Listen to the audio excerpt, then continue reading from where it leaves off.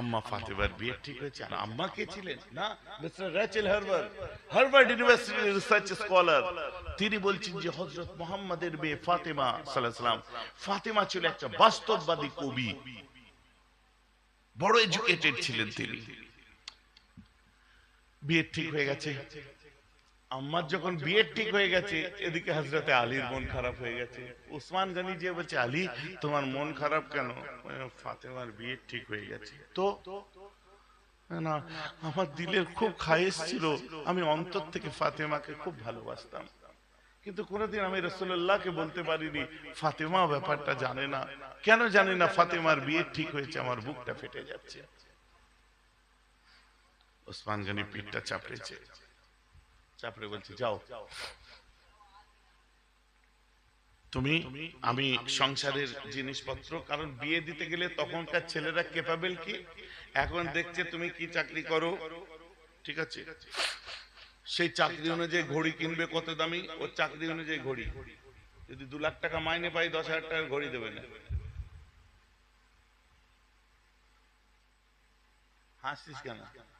সোনালী রঙের কালো ডায়াল দেখলাম তো দিয়েছে, ওকে দিয়েছে আজকে একটা ঘড়ি। আল্লাহ আমার ছোট ভাইগুলোকে সংসারে সুখী করুক। বিয়ে কবে? বলছে ভাইজান ওইটাই জানি না। আমি তো কি করতে গেলি? বিয়ে কবে তাই যদি জানিস তো কেন গেছিলি? ভাইজান আস্তে আস্তে সব ডেট টেট সব ঠিক হবে। তার মানে আমাকে দাওয়াত করার ইচ্ছা নেই। তো যাই হোক, তো এখন সিস্টেম কি, যে চাকরির বহর অনুযায়ী ঘড়ির দাম, চাকরির বহর অনুযায়ী আংটি, সোনার ওজন, এরকম ছিল না। তখনকার দিনের বিয়ে কি ছিল, যে ছেলেকে ক্যাপাবল হতে হবে, বাড়িতে যদি রান্না বাড়ার বর্তন, জাঁতা জাঁতা বর্তন, রান্নার আসবাব সবকিছু যদি ঠিকঠাক থাকে, তখন তোমার কোনো মেয়ে পছন্দ হলে তার আব্বাকে যে বলো। কে বলবে? অন্য কেউ নাই, ছেলে নিজে যে মেয়ের বাপকে বলবে। সুবহানাল্লাহ বলে। তা হযরত আলীকে যে আল্লাহ রাসূলকে বলতে হবে, মানে ব্যাপারটা বুঝতে পারছেন তো? হযরত আলীর ভেতরে তো মানে ধকপক করছে, বাবা দিন দুনিয়ার বাদশাকে কি করেছে বলবো।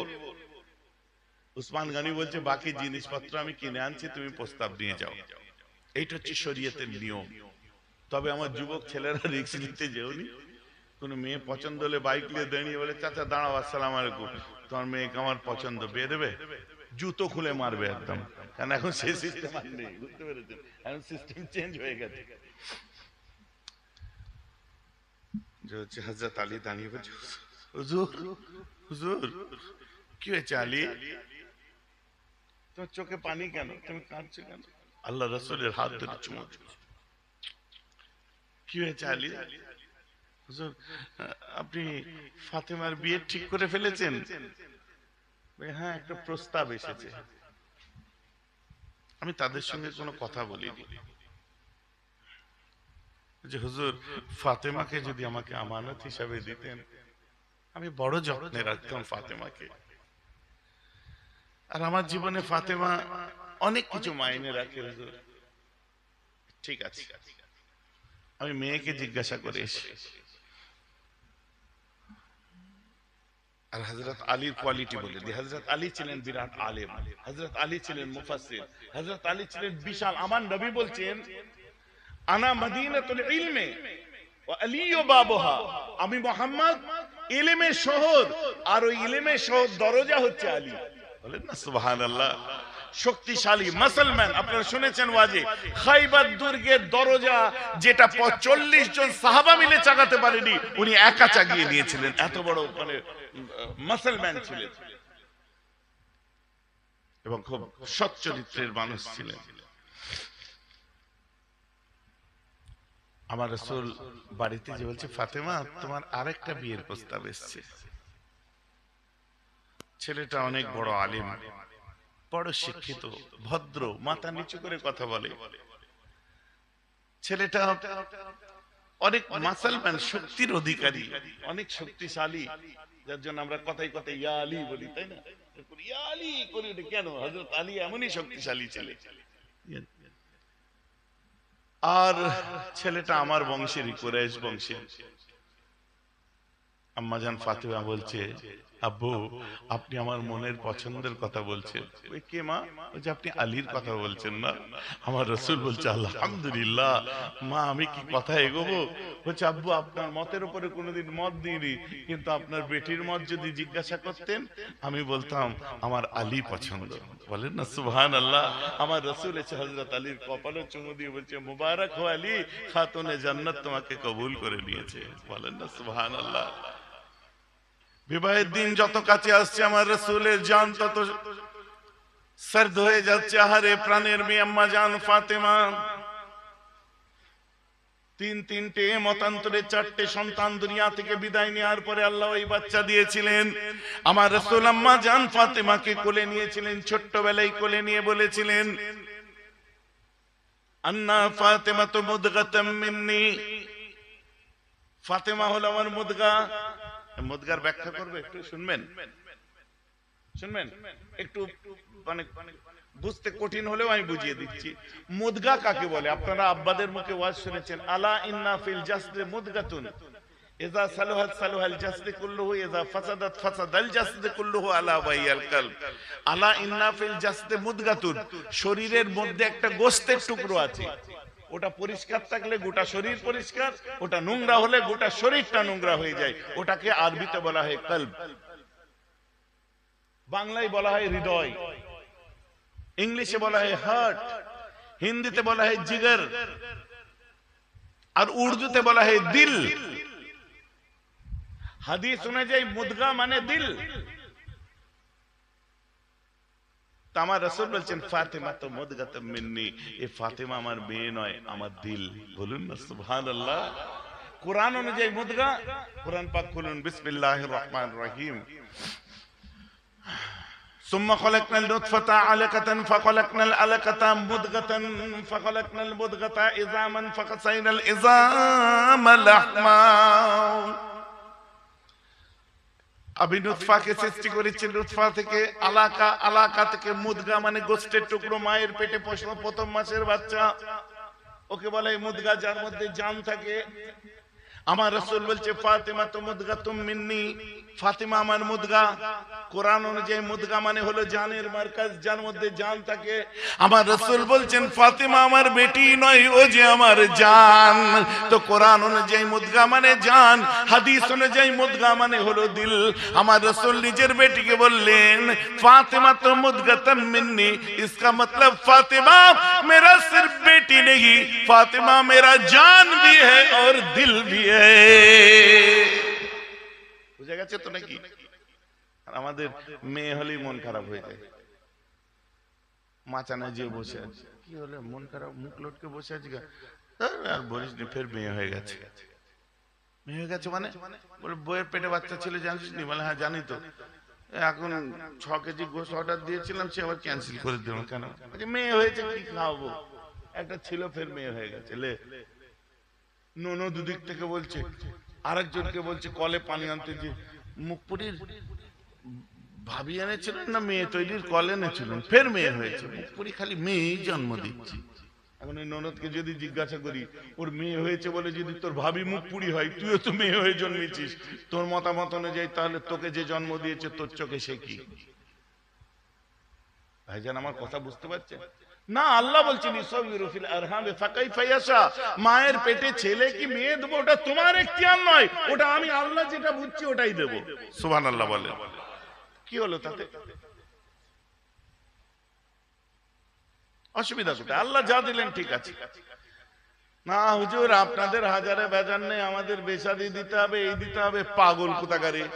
তোমার বাচ্চা জন্মাবার আগে আল্লাহ তাআলা তোমার বাচ্চার জন্য তোমার স্ত্রীর বুকেতে 30 মাসের খাদ্য ভান্ডার লোড করে রেশন দিয়ে পাঠিয়েছে, না মুখে দাঁত না পেটে আঁত। যে আল্লাহ বাচ্চা তোমার মেয়ে দুনিয়ায় পাঠিয়ে তার খাবার ব্যবস্থা করে, যে আল্লাহ রেশন দিয়ে তোমার স্ত্রীর সিনাতে রেশন দিয়ে যে আল্লাহ পাঠিয়েছে, তো সেই আল্লাহর উপর ভরসা করতে পারলে না যে মেয়েটার বিয়ে শাদী আল্লাহই করিয়ে দেবেন? আসলে আমাদের আধা ইমানদার তো এখন পর্যন্ত গরিব সে গরিব ধনী সে ধনী কারো মেয়ের পয়সার জন্য বিয়ে আটকে গেছে দেখান তো, দেখাতে পারবেন না। না, অনেক মেয়ের বিয়ে হয়নি, সে অন্য কারণ খুঁজে পাবেন। পয়সা নেই বলে বাপ বিয়ে দিতে পারেন এরম দেখাতে পারবেন না। যেমন করে কাল্লা ঠিক ঠিক একটা না একটা হিল্লা করে দেয়। আরে ভাই সামান্য রোজার মাসে দেখেন না, সারা বছরে যা খরচা হয় তার অর্ধেক 6 মাসের খরচা বোধহয় 1 মাস রোজার মাসে হয়। কোথা থেকে হয় বুঝতে পারেন? ক টাকা কামান আপনি? অভাব হয় রোজার মাসে না, কারণ আল্লাহ বলছে রোজাটা হচ্ছে আমার মাস, আমার নবী বলছে সব রাতটা হলো আমার মাস। বলেন না সুবহানাল্লাহ। কোথা দিয়ে কি হয়ে যাবে বুঝতে পারবেন না। চলুন, আমার রাসূলের সেই বাচ্চা যখন দুনিয়ায় তাশরীফ এনেছে, কত আদর যত্নে আমার রাসূলের যখন এই যে মেয়ে হয়েছে বলে বউগুলোকে জ্বালিয়ে গালাগালি দিয়ে লাভ নেই। আমার নবীজির 3টে সন্তান যখন দুনিয়া থেকে বিদায় নেয়, এরপরে আম্মাজান খাদিজার পেটে আবার বাচ্চা আসলো। কারণ এই ওয়াজগুলো সমাজে দরকার বলেই আমি করি। আজ আমাদের সমাজে লক্ষ্য করুন, আম্মাজান খাদিজা এসে আল্লাহ রাসূলকে বলছে, হুজুর আমার এইরকম একটু, বলে কি? বলছে আই ওয়াজ প্রেগনেন্ট अगेन, আমার পেটে আবার বাচ্চা, আমি কনসিভ করেছি হুজুর। আমার রাসূল বলছে, খাদিজা সাবধানে থাকবে, পা আস্তে আস্তে ফেলবে, পিচ্ছল জায়গায় পা রাখবে না, পানির উপরে পা ফেলবে না, শোনো বেশি ভারী জিনিস চাগাবে না। কেয়ার কাকে বলে? আর গরমের মধ্যে গিয়ে রান্না করার দরকার নেই, কারণ আম্মাজান খাদিজা যখন রান্না করতেন আমার রাসূল আস্তে করে যে পাগড়ির কোণটা নিয়ে আম্মাজান খাদিজার কপালের ঘামটা মুছে দিতেন, আর চোখ ভরা পানি নিয়ে বলতেন, খাদিজা আমার সংসারে তুমি কত কষ্টই না করো, আমার বড় কষ্ট লাগে খাদিজা। আমার রাসূলের হাতটা ধরে আম্মা খাদিজা ওই সময় বলতেন, হুজুর আপনি যদি এই 50-60 ডিগ্রি গরমে বসেন, আমি খাদিজা আরো কষ্ট পাবো। এই গরমের দিনে বউয়ের কপালের ঘাম মুছিয়ে দেওয়াটাও আল্লাহ রাসূলের সুন্নাত। বলেন না সুবহানাল্লাহ। কিন্তু শর্ত হচ্ছে বউটা নিজের হতে হবে, লোকের বউয়ের কপালের ঘাম মুছাতে গেলে চলবে না, কারণ এখন অন্যদিকে খেয়াল বেশি। সর্বনাশ হবে। আমার রাসূল বলছে, খাদিজা তুমি রেস্ট করো। বলছে সংসারে তাহলে রাঁধবে কি? কেন আমি? সুবহানাল্লাহ বলেন, জোরে বলেন সুবহানাল্লাহ। বলে কেন, তোমার সংসারে রান্না করার জন্য বিশ্বনবী মুহাম্মদ কি যথেষ্ট নয়? মাঝে মধ্যে ঘরে যে বউয়ের সঙ্গে একটু খাবারের হাঁড়িতে একটু লেড়ে দেবেন আর নিয়ত করবেন যে আমি আমার নবীজির সুন্নতটা আদায় করে দিলাম। আমার রাসূল যখন আম্মাজান খাদিজা রুটি পুড়ে গেছে, শোনেন শোনেন, রুটি পুড়ে গেছে, আমার রাসূল মুখে দিয়ে খেয়ে বলছে, উফ খাদিজা রুটি পুড়ে গেলেও সেই স্বাদ হয়েছে। বলেন না সুবহানাল্লাহ। আম্মা খাদিজা বলল, হুজুর এটা পোড়া রুটি, আপনার ভালোবাসা আমার খারাপটাও আপনাকে ভালো লাগিয়ে দেয়। সুবহানাল্লাহ বলেন, বুঝলেন, আমার খারাপ লাগাটাও আপনাকে ভালো লেগে যায়। বলছে স্ত্রী ওই সময় খুশি হবে, আল্লাহর 10টা রহমত আপনার উপর নাজিল হবে, আর ছোট ছোট 10টা জিনার গুনাহ আপনার মাফ হয়ে যাবে। ছোট ছোট ছোট জিনা কি? চোখের জিনা, খেয়ালের জিনা, কথা বুঝতে পারছেন না? এইসব ছোট ছোট চলে। আম্মা খাদিজা বড় হয়েছে, সেইভাবে আমার রাসূলের কাছে জান জান করে মানুষ হয়েছে। এক সময় আমার রাসূল বলে, আন্না ফাতিমা তো সাইয়্যিদাতে নিসাওয়াতি মিন আহলিল জান্নাহ, জান্নাতের যত মেয়েরা হবে আমার বেটি ফাতেমা তাদের সরদারা হয়ে যাবে। আমার রাসূল সেইভাবেই মানুষ করেছে। বিয়ের দিন আগিয়ে আসছে, আমার রাসূলের মনটা ভার হয়ে যাচ্ছে, বেটি চলে যাবে, বেটি চলে যাবে, মন ভার হয়ে যাচ্ছে।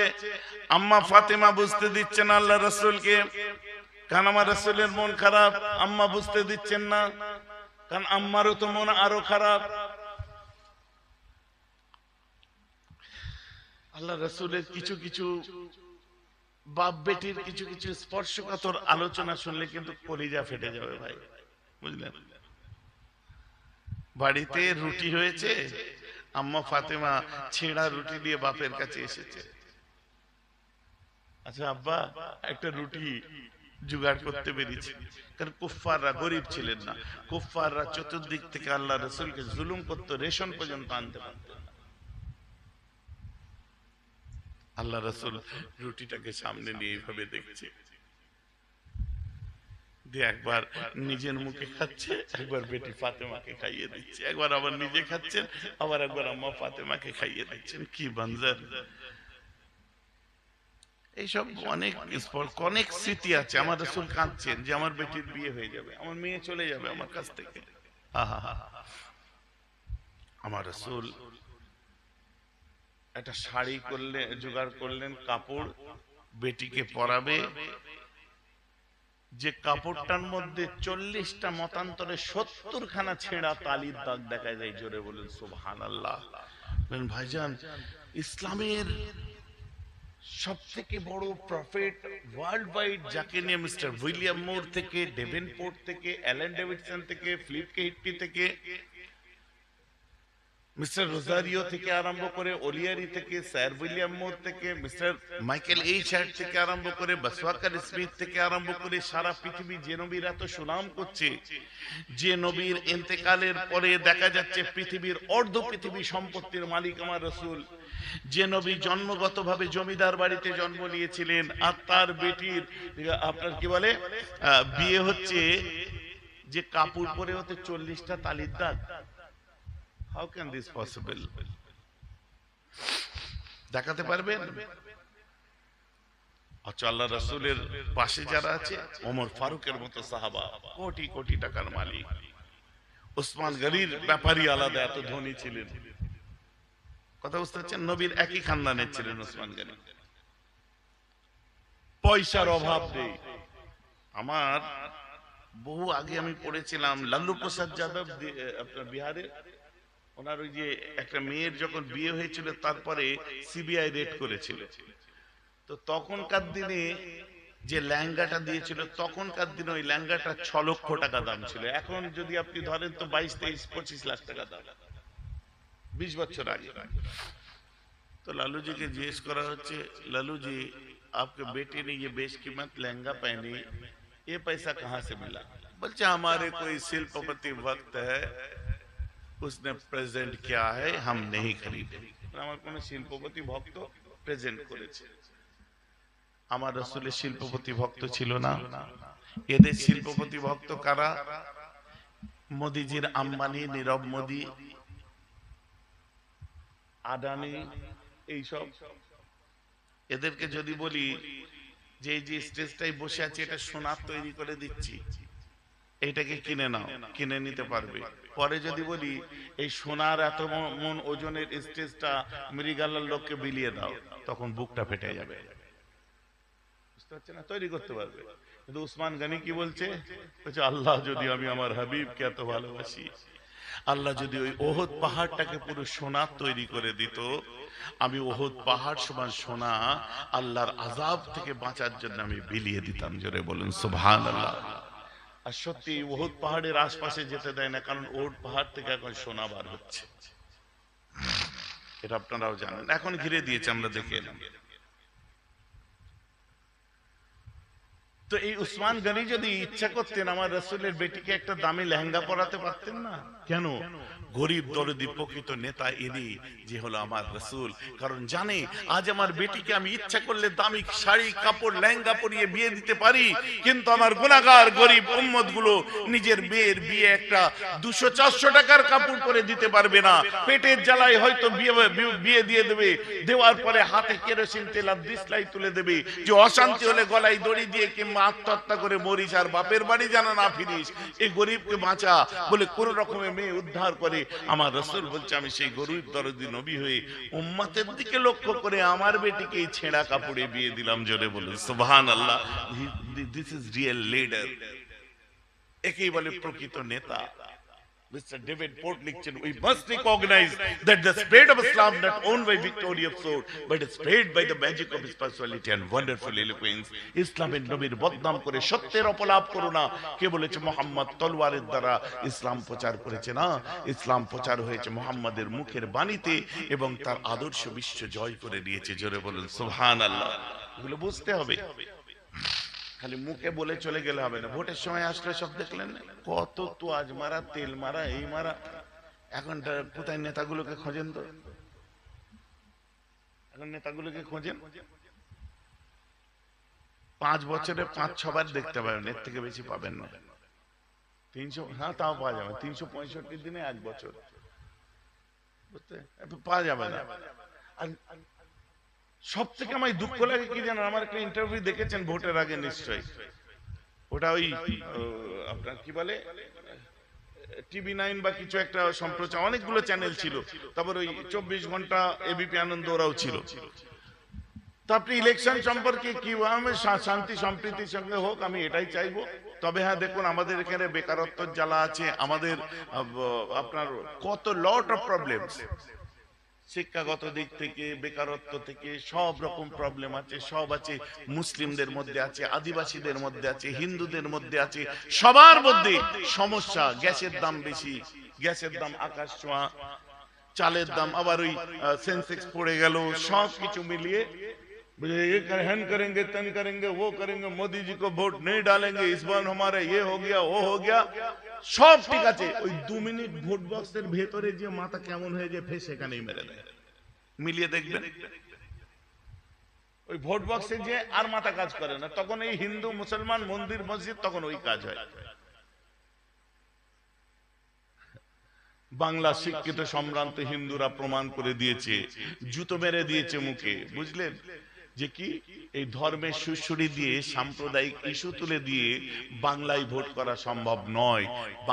বাঙালি হিন্দুদের প্রতি মুসলমানদের শ্রদ্ধা আরো বেড়ে গেছে, যে কি হিন্দু মানেই বিজেপি আমাদের যে মনে হতো না, এরাও যে মন্দির মসজিদ আর ধর্মীয় সুড়সুড়ি বা নর্থ বেঙ্গলে, নর্থ ইন্ডিয়ার কালচার পছন্দ করে না, এই ভোটে তার প্রমাণ দিয়েছে। এটা মানতেই হবে, কথাটা বুঝতে পারছেন? এটা আমি আমার রিয়েলাইজেশন। আবার এইসব কথা বললে অনেক অনেক মিন করে, বুঝলেন? তো আমি তো কোনো পার্টি করি না, আপনারা জানেন। তবে আমি মোরাল অফ দ্য হিস্ট্রি যেটা বুঝলাম, যে এই ভোটে হিন্দুরা প্রমাণ দিতে পেরেছে মুসলিমদের কাছে যে আমরা বিজেপি নয়, আমরা ধর্মীয় সুড়সুড়ির ভোট পছন্দ করি না, আমরা ওই নর্থ ইন্ডিয়া কালচারকে পছন্দ করি না, আমরা লাল সালুর বাংলায় বাস করি। ওরা প্রমাণ করেছে আমরা নারায়ণী ভক্ত, ওরা প্রমাণ করেছে যে আমরা ভাই ভাই কাঁধে কাঁধ মিলিয়ে একে অপরের পরিপূরক হয়ে বাঁচতে চাই। আজকে মুসলিমদের অকপটে মেনে নিতেই হবে যে সত্যি বাংলার বাঙালি হিন্দুরা সাম্প্রদায়িক নয়। যদি সাম্প্রদায়িক হতো, আর সারা ইন্ডিয়া ওয়াইজ দেখুন যে হারে ভোট হলো, সারা ভারতব্যাপী দেখুন যে হারে ভোট হলো, ওই ধর্মীয় সুড়সুড়ির ভোট আর কাজে লাগে না, বুঝতে পেরেছেন? নেতাগুলো, বড় বড় নেতাগুলো আসছে, বড় বড় ইস্যু ছেড়ে দিয়ে ভোট জিহাদ। ভোটের আগে প্রধানমন্ত্রী বলছে ভোট জিহাদ, সালা লাভ জিহাদ হলো, এই জিহাদ হলো, এখন ভোট জিহাদ। আবার বলছে লুঙ্গি বাহিনীর ভোট, লুঙ্গি বাহিনীকে খুশি করার জন্য। তো লুঙ্গি বাহিনী মানে ভেঙ্কাইয়া নাইডুকে খুশি করার জন্য, লুঙ্গি বাহিনী মানে কেরালিয়ানদের খুশি করার জন্য, লুঙ্গি বাহিনী মানে ওই হারাধন হল্লিয়া ডড্ডে কইরা ডেবি কইরার লোকেদের খুশি করার জন্য। মুসলমানরা তো একা লুঙ্গি পরে না, ভারতবর্ষের সাউথ ইন্ডিয়ান যান লুঙ্গি আর লুঙ্গি। তো গালাগালি মুসলমানদের দিতে যে কাদের দিয়ে বসে আছে বুঝতে পেরেছো? সাউথ ইন্ডিয়া মুছে সাফ করে দিয়েছে। কথাটা আমার বুঝতে পারছেন তো নাকি? খালি ধর্মীয় সুড়সুড়ি, মন্দির মসজিদ এই করবো। আরে মর্যাদা পুরুষোত্তম শ্রীরামের মন্দির ভারতবর্ষে হবে, কোনো মুসলমান অখুশি হয় নাকি? কেউ আমরা অখুশি নয়। রাম মন্দির হয়েছে, কোনো মুসলিম অখুশি না। কিন্তু বাবরি মসজিদের কি হলো সেইটা নিয়েই তো এখন কথা বুঝতে পারছেন না? যখন হাইকোর্ট রায় দিয়ে দিল, সুপ্রিম কোর্ট রায় দিয়ে দিল যে মসজিদের জায়গায় মন্দির ছিল না, তারপরেও সেটা ডিমোলাইজ যে করলো, তার বিচার কি হলো? দুঃখ মুসলমানদের, তো এই জায়গাতে ওর বিচারটা কেন হলো না? রাম মন্দির তৈরি হবে তার জন্য আমরা অখুশি। আমাকে জিজ্ঞেস করেছিল যে রাম মন্দির তৈরি হয়েছে আপনি খুশি? যে রাম মন্দির তৈরি হয়েছে আমি কেন, সারা পৃথিবীর সমস্ত মুসলমানরাই খুশি। কারণ চার্চ হবে না, গুরুদুয়ারা হবে না, মন্দির হবে না, গির্জা হবে না। কেন হবে না? অবশ্যই হবে। কিন্তু আমাদের মসজিদের জায়গায় মন্দির আছে বলে ভেঙে দিলে। আর সুপ্রিম কোর্টের রায় অনুযায়ী দেখাচ্ছে ওখানে মন্দির ছিল না, ওই চবুতারার উপরে আপনার মন্দির তৈরি হয়েছে, যার জন্য ওখানে মন্দির তৈরি করতেও পারলে না। তো আমাদেরটা ভাঙলে তার বিচার কোথায় গেল? ভাই যে আমার কথা বুঝতে পারছেন? ব্যাপারটা এইখানে। আসল ব্যাপার সুড়সুড়ি, অন্য কিছু নয়। সুড়সুড়ি ওই যে করোনা যখন আরম্ভ হলো, বুঝতে পেরেছেন, মুসলিমদের দেখলি মানে মাস্কটা এখানে ছিল, বউগুলো করছিল, বউগুলো করছে, দাঁড়িয়ে বেশ কথা বলছে, যেই একজন মুসলিম লোক দেখলো মধ্যে হয়েছিল। তারপরে যখন দেখলো, আমি তো বলেছিলাম তখনও যে প্রথম করোনা ভাইরাস আমাদের দেশে এলো, এসে এয়ারপোর্টে নামলো, রাষ্ট্রপতির সঙ্গে দেখা করলো করোনা, তারপর ওখান থেকে ফিল্ম সিটিতে গেল, সেখানে যে কঙ্গনা রানাওয়াতের আপনার র্যাম্পে হাঁটলো, হাঁটার পরে ওখান থেকে চলে গেল তিরুপতি, তিরুপতি থেকে গেল আপনার কি বলে ওই মেঘালয়ের যে গভর্নর হাউস ঘুরে যখন দিল্লির বস্তি নিজামুদ্দিনে এলো, তখন করোনা নাকি মুসলমান হয়ে গেছে। নিজামুদ্দিন হয়ে করছিল না, এত জায়গায় ঘুরলো, তো এটা ক্রেডিট দিতে হবে, যেই আসে আমরা একবার মুসলমান করে নি, করোনা মুসলমান হয়ে গেছে। এইটা খুলে নিয়ে কাজে লাগাতে হবে, বুঝতে পেরেছেন? এই যে দেখেছেন, এইটা খুলে কাজে লাগাতে হবে। চলুন, Islam, this is glorious religion, আর Islamic people as a Muslim, তারাও কিন্তু অনেক বড় মনের, অনেক বড় মনের, অনেক বড় মনের, সত্যি তাই। পৃথিবীর 58টার উপরে মুসলিম কান্ট্রি আপনি লক্ষ্য করে দেখুন, তারা কত বড় মনের, বুঝতে পেরেছেন? এসব পাবে না। চলুন, আমার রাসূল দুনিয়ার বাদশা আম্মা জান ফাতেমার যখন বিয়ে দিয়ে দিচ্ছে, আম্মা যখন বাড়ি থেকে চলে যাবে, বিবাহ শাদীর কাজকর্ম যখন মিটে গেল, আমার রাসূল টাকা দেয়নি, অর্থ দেয়নি, একটা নামাজ দিয়েছিল, একটা ছেঁড়া নামাজের পাটি, আর আল্লাহর রাসূল নিজের গায়ে দেয়া চাদরটা দিয়ে বলল, এই ফাতেমা, তোমার সংসারে আলী বড় গরিব, কোনদিন যদি অভাব দেখা দেয়, এই চাদরটা তুমি বিক্রি করে দিতে পারো, আর এই নামাজের মুসাল্লা বিচ্ছি আল্লাহর কাছে দোয়া চাইবে, দারুন দান তোমার অভাব দূর হয়ে যাবে। কে দোয়া চাইতে বলছে গো? দোয়া চাইতে কে বলছে? এই সুপ্রিম অর্ডার, সুপ্রিম পাওয়ার যার কাছে আছে, সেই দোয়া চাইতে বলছে।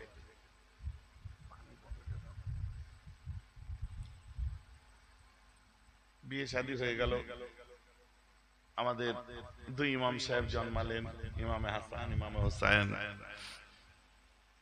একদিন হয়েছে কি, সত্যি সংসারে অভাব দেখা দিয়েছিল। ওই সময় আম্মা বলছে, শোনেন, আমাকে আমার আব্বা একটা চাদর দিয়েছিলেন, ওই চাদরটা আপনি যে বিক্রি করে দেন। হ্যাঁ, না আমি পারবো না, আমি এর মালিক, আমি আপনাকে বলছি বিক্রি করে নিয়ে আসুন। বাচ্চাদের 3-4 দিন কিছু খাওয়া হয়নি, পেটে পাথর বেঁধে আছে, যখন খিদে লাগে তখন এই আলোটাকে ভুতিয়ে দিয়ে বন্ধ করে দিয়ে ওই খালি থালার উপরে আঙুল দিয়ে ঠোকা মারি, চুলোর উপরে খালি বর্তন তুলে নিয়ে নাড়া দিয়ে বলি খাবার তৈরি হচ্ছে, এইভাবে ভুলাতে হয়, জানতো, বিক্রি করে দিয়ে চাদরটা বিক্রি করেছে। বিক্রি করে যখন ফিরে আসছে, হঠাৎ একজন মানুষ দেখে একটা খুব সুন্দর উট নিয়ে সামনে দিয়ে এসছে হযরতে আলী, আর চাদর বিক্রি করেছে আপনার 60 দিনার, 60 টাকায় বিক্রি করেছে। বলছে, আলী এই উটটা বিক্রি করব, কিনবে?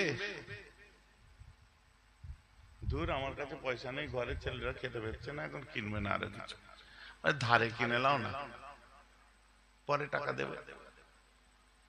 হযরত আলী কি করলেন, উটটা কিনলেন, বললাম আমার সময় মতো টাকা দেবো, তুমি যখন বললে। কিছু দূর যাওয়ার পরে একজন এসে বলছে, আলী উটটা বিক্রি করবে? কত টাকা? বলছে 600 দিনার দেবো। তুমি কতই কিনেছো? বলছে আমি 160 দিনারে কিনেছি, আর আমি চাদরটা বিক্রি করেছি 60 দিনারে, সে 100 দিনার এখনো পাবে। বলছে আমি ওটটা কিনতে চাই, 600 দিনার দেবো, তুমি দেবে? এক্ষুনি কিনে নাও। বিক্রি করে দিয়েছে। আগের মানুষকে 100 দিনার দিয়ে দিয়েছে, এদিকে হযরতে আলীর কাছে 500 দিনার রাখা আছে। খাবার টাবার কিনে যখন আম্মাজান ফাতেমার কাছে এসেছে, ফাতেমার কাছে এসে যখন গল্প শোনালো, বলছে চলেন আব্বাকে যে বলি, আব্বাকে যে বলি চলেন। আমার রাসূলের কাছে যেতে আমার রাসূল উঠে দাঁড়িয়ে আম্মাকে ইস্তেকবাল করে বলছে, এসো ফাতেমা। বলছে আব্বু আজ কি হয়েছে জানেন? বলছে আমার জামাই আল্লাহর সঙ্গে ব্যবসা করে এসেছে, তাই বলবে তো? বলে হ্যাঁ। বলছে ব্যাপারটা কি জানো কি হয়েছে? বলে কি? বলছে আমি বলছি শোনো। আব্বা আপনি কি করে জানলেন? বলছে এই মাত্র জিবরাইল ঘুরে গেল। বলুন না সুবহানাল্লাহ। বলছে তোমার ঘরে খাবার হয় রে, আর আমার আলী আমার হাসান হোসেনের কথা ভুলেছে, আমার হাসান হোসেনের কথা ভুলে গিয়ে রাস্তায় আস্তে আস্তে যে 60 দিনারে চাদর বিক্রি করেছিল, ওই 60 দিনারটা একটা গরিবকে দান করে দিয়েছিল। বলছে আল্লাহকে ওয়াস্তে কুছ দে দো, দান করে দিয়েছে। তারপরে একটা উট এসেছে 160 দিনারে, সেই উটটাকে হযরতে আলী ধারে কিনেছে। ধারে কেনার পরে উটওয়ালা হযরত আলীর কাছে 100 দিনার দিয়েছে, জবকে দাম হয়েছিল 160 দিনার, কিন্তু আলীর কাছে নিয়েছে 100 দিনার, ওর কাছে আছে 500 দিনার। বলে হ্যাঁ ঠিক বলেছেন আব্বু। বলছে পাগল, ওই রকম উট দুনিয়ায় দেখেছে কোনোদিন? হযরত আলী বলছে না হুজুর, এত সুন্দর উট নি, মেয়ে উট ছিল, আমি দেখিনি। আমার রাসূল বলে প্রথম জন যার কাছে তুমি উট কিনেছিলে উনি হচ্ছে হযরতে মিকাইল আলাইহিস সালাম। আর তোমার বাড়িতে খাবার জুটে না, তারপরেও তুমি আল্লাহর রাস্তে অন্যের মুখের দিকে তাকিয়ে যে দান করে দিয়েছো, সঙ্গে সঙ্গে আল্লাহর আরশে এটা ধাক্কা লেগে গেছে। এত খুশি হয়েছে আমার আল্লাহ, মালায়েকা ফেরেশতারা আল্লাহর আরশ থেকে জমিনে নেমে চলে এসেছে। তার মধ্যে একজন হলো মিকাইল আলাইহিস সালাম, যার কাছ থেকে তুমি উট কিনেছিলে। আর যে 600 দিনারে উট তোমার কাছে কিনে নিয়েছে ও হচ্ছে জিবরাইল স্বয়ং। আর যে উটটা নিয়ে কেনা বেচা হয়েছে তুমি কি জানো? আমার বাচ্চা ফাতেমা জান্নাতে ওই উটটাই চড়ে ঘুরবে। বলেন না সুবহানাল্লাহ। আম্মা ফাতেমা বলছে আব্বু আমারই তাহলে উটটা দেখা হলো না। বলছে তুমি তো ওর মালকিন, তুমি আর কি দেখবে। অতএব তাওয়াক্কুল যদি আল্লাহর উপর আমাদের সত্যিকারের থাকে, তাহলে তো আমাদের আগে পিছে ভাবার আর কোনো জায়গা থাকছে না। আমাদের আল্লাহর উপর ভরসা কমে যাচ্ছে। কুরবানি হলো, গরু 80 কেজি মানে বিরাট ব্যাপার হয়ে গেছে। আল্লাহর ক্ষমতা দিয়েছে 150 কেজির গরু দিয়া, কি হবে? জবাই করে দিলে 7টা নাম তোরে বাবু। আর যা পাড়া থেকে গোশ আসে এমনি কি হয়ে যায় না, আপনার চোখে যদি ঠিক মতো না পছন্দ হয়, ওই দায় সারা করে আপনি দিয়ে দেবেন, হবে না। না যায় হারাম তা নয়, আপনার আক্কেল কি বলে? কথা বুঝতে পারছেন না?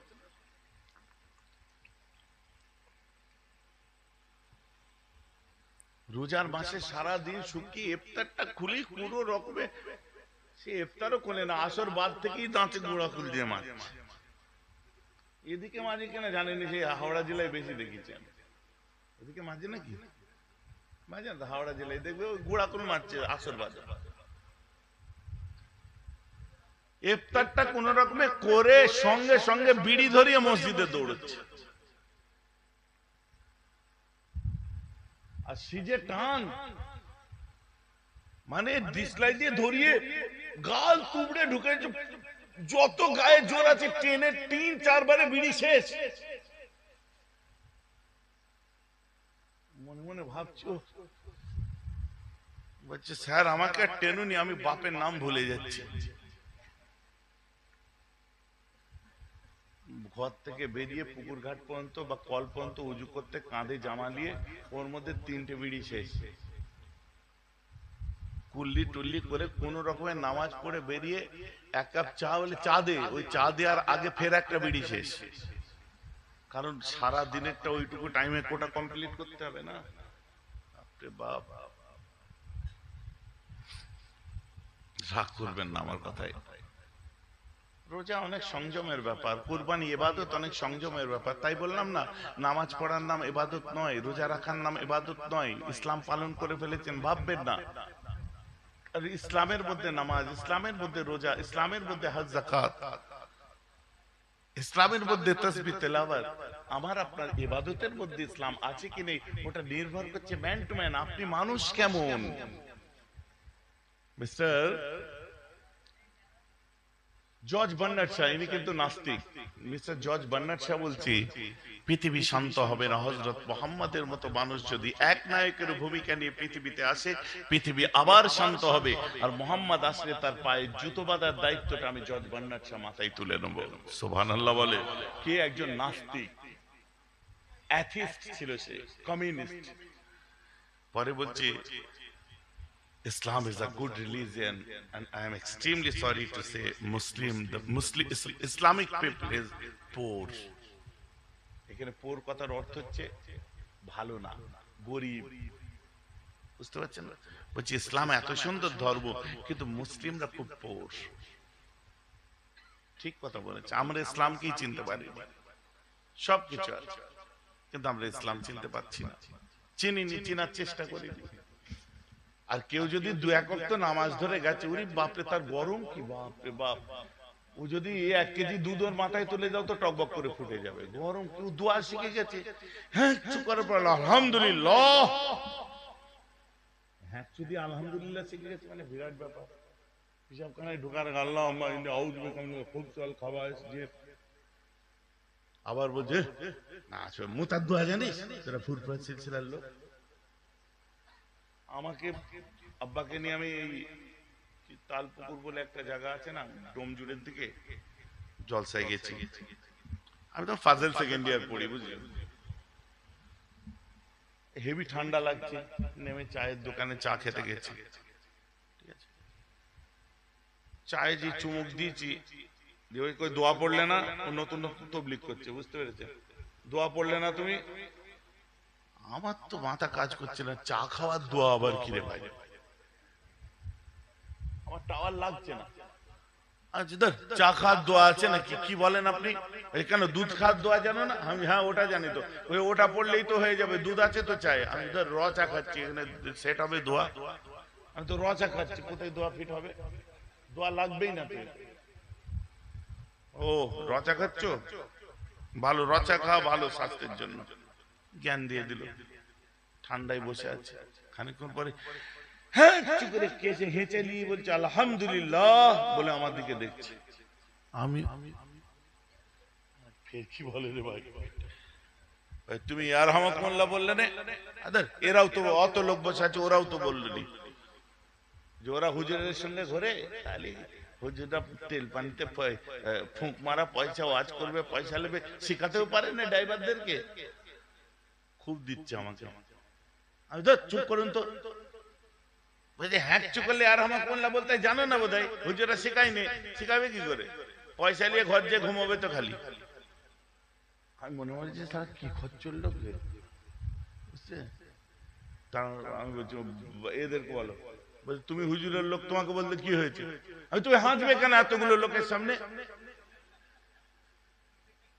তুমি এক হাঁচিতে কতজনকে গুনাহগার করলে বলো? হাঁচি পেলে কি করবে? চেপে রাখবে তুমি জোর করে, নিজে জোর করে হাঁচতেও হাঁচবে, ফের আমাদের ঘাড়ে ফেলে দিয়ে গুনাহ করাবে। ইয়ার কি হচ্ছে? চেপে রাখা যায় নাকি? কষ্ট আমি জেতা দিয়ে বেরোয় বেরোয় চেপে রাখবে, আর কথা বল দেবো দুঃখা, বুঝতে পারবে। কথা বলে আমার রাগ ধরে গেছে। শুনুন, সব জিনিস জানা ভালো, অহংকার ভালো না। এর 2-4 দিন দেখবেন এদিক ওদিক ঘুরে ঘাড়ে এসে বলে আমি সব শিখে গেছি। মসজিদে এসে হঠাৎ করে আমিন করে চিল্লে দিল। আমিন বলে চিল্লাচ্ছিস কেন? বলতে হয় গো, ও জানে আমরা ঘাস কেটেছি, বুঝতে পারছেন না? আপনাদের দিকে হয় না, কুচি কুচি জায়গায় দেখা যায়, বুঝলি। তারপরে আসসালামু আলাইকুম ওয়া রাহমাতুল্লাহ, আসসালাম, জুম্মার দিনে নামাজ হয়ে গেল, দূর দূর করে পালালো। ওই মুনাজাত দোয়া টোয়ার কিছু দরকার নেই, অনেক মসজিদে হয় দেখবেন। আপনার দিকে হয় নাকি? হ্যাঁ 2-4টা আছে। ওরা ভাবছে যে আমরা দোয়া করছি না, তাই তো। এটা ওদের খেয়াল মাথায় ঢুকছে না যে আল্লাহ তোদের এমন মোহর মেরে দিয়েছে, তোর হাতটাই আল্লাহ রিজেক্ট করে দিয়েছে, তুই কি চেষ্টা করলেও তুলতে পারবি না। ওর হাতই রিজেক্ট করে দিয়েছে আল্লাহ, বুঝতে পেরেছেন? আমিন না হাদিসে আছে, পাগল কোথাকারে ঘুটে কোনের বেটা মক্কা দেখেছিস, তুই হাদিসের হ বুঝিস, তুই জানলি কি করে? তোকে যা বুঝিয়েছে তুই তাই বুঝেছিস। কথা বুঝতে হবে? তোকে যা বুঝিয়েছে তুই তাই বুঝেছিস, তুই হাদিসের হ বুঝিস? আমাকে এসে আমার ঘরের মধ্যে ঢুকে যাও, আসসালামু আলাইকুম। ওয়ালাইকুম আসসালাম। মহাশয়, আপনার কাছে আমার একটা প্রশ্ন আছে। কি প্রশ্ন? আপনাদের হানফিদের মেয়েরা বউরা যে আল্লাহু আকবার বলে নামাজ যখন নিয়ত বাঁধে, আল্লাহু আকবার বলে স্তনের উপর যে হাত বাঁধে, ওটা কত নাম্বার হাদিসে আছে সহিহ বুখারী? আমি তো পাগলা হয়ে যাওয়ার খাপ, তার পা থেকে মাথা পর্যন্ত দেখছি কোনো জায়গায় সহিহ বুখারী তো সেট হয় না। আরে সহিহ বুখারী বোঝা মানুষ দেখলে তো বোঝা যাবে না, কি রে ভাই? তার বডি ল্যাঙ্গুয়েজে ধরতেই পারছি না। সহিহ বুখারী থেকে চাই? হ্যাঁ। আমি বলতে পারি, আগে বলো বেটা ছেলেরা যে তোমরাই বুকে হাত বাঁধো, অন্য হাদিস থেকে হলে হবে রে। সহিহ বুখারীর কোথায় লেখা আছে দেখাও, ওই পাশে আমাদের মেয়েদেরটা কোথা বাঁধে ওটা লেখা আছে দেখে নেবে। নেই তো, দেখাতেই পারবে না। এই যে বুকে হাত বাঁধছে না, বুখারী শরীফের কোন হাদিস নেই। কথাটা বুঝতে পারছি? বলে আমি বললাম কোথায় হাত বাঁধে আমাদের বউরা বলছিলে? ওই যে স্তনের উপর বাঁধে। আমি অসভ্য লোক, তুমি ওইদিকে চোখ দিয়ে দেখলে কেন? আমাদের বউদের ওই জায়গায় তুমি তাকে দেখলে কেন? আগে তার জবাব দাও। যে আর কি হচ্ছে? আমাদের মেয়েরা কোথায় হাত বাঁধবে, তোমার চোখ খারাপ লোক, তুই দেখলি কেন? আগে জবাব দে। কোথা বাঁধে পরের কথা। বলছে না আমি তোমাদের দেখিনি, আমার বউ বাঁধে। আমি তো নিজেরটা নিয়ে বিচার করছি না ভাই, আমাদের নিয়ে পড়েছিস কেন? নিজেরটা শুধরে যায়, আগে নিজেরটা ঠিক করতে পারছিস না, হানাফিদের বউদের জান নিয়ে পড়ে বেরো বলে। আমি ওকে বললাম যে একটা কিতাবের মধ্যে আছে, ওই কি আল জামিউল মুসনাদুস সাইয়ুল মুখতাসার মিন উমুরিন নবী সাল্লাল্লাহু তাআলা আলাইহি ওয়াসাল্লাম ওয়া মিন সুনানিহি ওয়া আইয়াবিহি। এই কিতাব থেকে বলি, ওই সহিহ বুখারীতে নেই। আমি আক্কেলের দুশমন, সহিহ বুখারীর অরিজিনাল নাম এইটা। সহিহ বুখারীর আসল নাম হচ্ছে এত বড়, আল জামিউল মুসনাদুস সাইয়ুল মুখতাসার মিন উমুরিন নবী সাল্লাল্লাহু আলাইহি ওয়াসাল্লাম মিন সুনানিহি ওয়া আইয়ামিহি। এত বড় শর্ট নাম হচ্ছে বুখারী শরীফ। আজাদ তোর পুরো জাবেদ, তোর পুরো নাম কি? শেখ জাবেদ। আপনি আগে পিছে কিছু নেই আছে? শেখ জাবেদ। আর কার কি নাম আছে? তোমার নাম কি? হ্যাঁ, শেখ হাবিবুর রহমান। ডাকি কি বলে? হাবিব বলে ডাকে। তাহলে ওর আগে শেখ আছে, তারপর আর আছে, তারপর রহমান। শেখ হাবিব আর রহমান, আলিফ লাম আছে, তারপর রে হে মিম নু। ঠিক আছে, আগে শেখ আছে, হাবিব বলে ডাকে। ও শর্ট নাম হাবিব, কিন্তু ওর পুরো নাম হচ্ছে শেখ হাবিবুর রহমান বিন, আব্বার নাম হ্যাঁ শেখ হাবিবুর রহমান বিন শেখ ইব্রাহিম। এত বড় নাম, শর্টে কি হাবিব। তো বুখারী শরীফের এত নাম, বড় নাম, শর্টে কি বুখারী শরীফ। ওর নামই শোনে না। আমি বললাম এটা বুখারী শরীফের অরিজিনাল নাম। তখন বলছে ও বলে না, বলছে এই হচ্ছে দশা। শিয়াদের এই যে ইউটিউব এখন হুজুর হয়েছে, শিয়াদের ওয়াজ শুনে শিয়া হয়ে যাবে, আহলে হাদিসদের শুনে আহলে হাদিস হয়ে যাবে। যার শুনবে হুজুর ভাল লেগেছে, বক্তব্য ভাল লেগেছে, এ ভুল বলছে না কি বলে মোবাইলে দেখাবে। ও ঠিক বলছে তাই তুই কি করে জানলি? আগে বল। কথাটা বুঝলেন? ও ঠিক বললো, তুই জানলি কি করে? শোনেন, ব্যাপার সেখানে নয়। ব্যাপার হচ্ছে ইসলাম বুঝতে গেলে মোবাইল লাগবে না। ইসলাম বুঝতে গেলে ধর্ম বিজ্ঞানীর প্রয়োজন, আল্লামা লাগবে, মুজতাহিদ লাগবে, মুহাদ্দিস লাগবে, মুফাসসির লাগবে, ফকি লাগবে। যদি এগুলো ছাড়া আপনি হাদিসের আমল করেন, আপনার ঈমানটাই যাবে, গুমরাহ হয়ে যেতে পারে। বুঝতে পেরেছেন? যাই হোক, আজ আর বিস্তারিত আলোচনা করব না। দেখেছো বদমাইশের কাজ। আমাকে বললো ভাইজান 2:30 পর্যন্ত আপনার টাইম, আপনি বলেন, আমি যাচ্ছি। আমার ছোট ভাই বললো ইসাক, পীরজাদা ইসাক সিদ্দিকী। 3টে বাজছে, ক মিনিট বাকি 3টে বাজতে? 8 মিনিট, তাই তো? निगाहे वलियों में, निगाहे वलियों में उतासीर देखो, उतासीर देखो, बदलते हजारों की तकदीर देखो, बदलते हजारों की तकदीर देखो। যদি ওলিদের निगाह नजर যদি কারোর উপর পড়ে যায়, তাই শায়ের বলছে निगाहे वलियों के वलियों में वो तासीर देखो, बदलते हजारों की तकदीर देखो। বুঝলেন তো? ব্যাপার হচ্ছে তাই আল্লাহ কোরআন পাকের মধ্যে বললেন বিসমিল্লাহির রহমানির রহিম, ইয়া আইয়ুহাল্লাযীনা আমানুত্তাকুল্লাহা ওয়া কুনু মা'আস সাদিকিন। শোন, আখেরি জমানায় তোদের চলতে অসুবিধা হবে, আর নবী আসবে না, রাসূল আসবে না, তোরা কি করবি? কুনু মা'আস সাদিকিন, সাদিকিন সালেহিনদের তোরা সাথী হয়ে যাবি। বলেন না সুবহানাল্লাহ। তাই আমরা তাই হয়েছি, আমরা মাস্টার ধরে নিয়েছি, আমরা শায়েখ ধরে নিয়েছি, ওলি আউলিয়াদের দামান ধরে চলি। তাতে তুমি যতই ঝগড়া করো, হুজুর আপনাদের ব্যবসা ভালোই চলছে, চলবে, চলছে, চলবে, তুমি জ্বলছো, জ্বলবে, কিছু করার নেই এখানে। বুঝতে পারছেন? আরে শুধু তাই নয়, শোনেন, একটা মানুষ দুটো জিনিসের সমন্বয়, একটা দেহ, একটা রূহ। কবরস্থান কোথায় আছে? পাশেই আছে। একটা রূহ আর একটা হচ্ছে দেহ।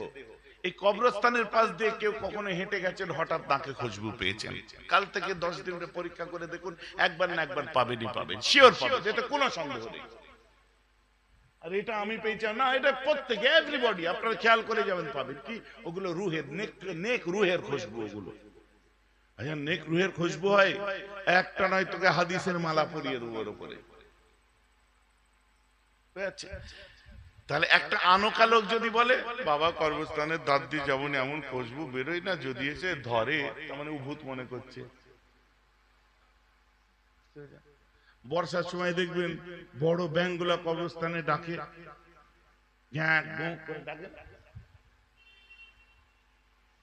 কর্মস্থানের দিকে হাঁ করে তাকিয়ে আছে, কি দেখছিস? না, আমাদের মুরব্বী গুলো সব ব্যাঙ হয়ে গেছে। এইসব ইয়ে আছে অনেক জায়গায়, আমাদের মুরব্বী গুলো সব ব্যাঙ হয়ে গেছে, দেখো, তাই সালাম দিচ্ছি, কোনটা আব্বা কোনটা চাচা। আপনি ইন্টেরিয়ারে চলে যাবেন, এগুলো দেখতে পাবেন। যাই হোক, যেটা বলছি, তো একটা মানুষ দুটো জিনিসের সমন্বয়, একটা হলো দেহ আর একটা হচ্ছে চলে। শুনতে পেয়েছো? ডাকলাম, শুনতে পেয়েছো? ডাকলাম। আমি আজকে বললাম